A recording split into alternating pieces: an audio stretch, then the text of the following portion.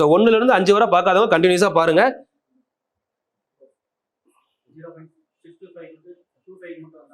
அதேதான், அதுவும் பார்க்கலாம். பாருங்க, நீங்க கேட்ட டவுட்டே பாக்குறேன். 0.625 25 மேல பார் இருக்கு, அதான கேக்குறீங்க.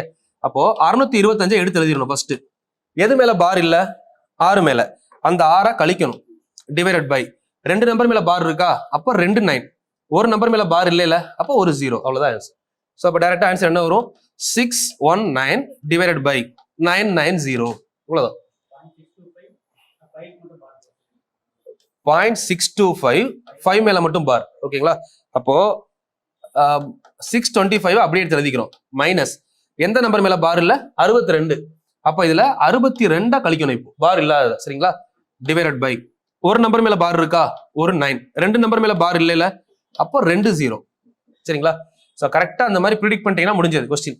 3 மேல பார் இருந்தா எப்படி வருது, 2 நம்பர் மேல பார் இருந்தா எப்படி வந்திருக்கு, இப்போ ஒரு நம்பர் மேல பார் இருந்தா எப்படி வந்திருக்கு அப்படின்னு பாக்குறோம். ஸோ இப்போ மைனஸ் பண்ணா என்ன வருது? 600ல 62 கழிங்க ஃபர்ஸ்ட். 600ல 62 போனா எவ்வளோ? 538. 538 கூட 20, 558. 558 பிளஸ் 5 563. அப்போ ஆன்சர் 563 டிவைடட் பை 900. ஓகேவா? ஸோ இப்போ 3 ஆன்சர் கிளியரா புரியுதா? ஸோ 3மே பார்த்துட்டோம். நார்மலா வந்து பாத்தீங்கன்னா இந்த 625 இங்க இருந்து பாருங்க, இன்னும் தெளிவான ஆன்சர் கிடைக்கும் உங்களுக்கு. 625 மேல கோடே இல்ல, ரெக்கரிங்கே இல்ல அப்படின்னா 625/1000. சரிங்களா? அடுத்து பாருங்க, 3க்கு மேலேயுமே கோடு இருந்து அப்படின்னா இதுக்கு பேர் ஃபுல்லி ரெக்கரிங், 625/999. அதுவே உங்களுக்கு 2 நம்பர் மேல மட்டும் கோடு இருக்குன்னா பார்சியலி ரெக்கரிங். ஒரு நம்பர் மேல மட்டும் கோடு இருந்தாலும் பார்சியலி ரெக்கரிங். அந்த கோடு லாஸ்ட் நம்பர்ல இல்லாம முன்னாடி வந்துருந்துச்சு அப்படின்னா கேன் நாட் பி டிட்டர்மைன். இவ்வளவுதான். இதை தாண்டி கொஸ்டின் கேட்கவே முடியாது. சரிங்களா? இந்த பார்ட்ல கை வச்சா இவ்வளவுதான் கொஸ்டின்.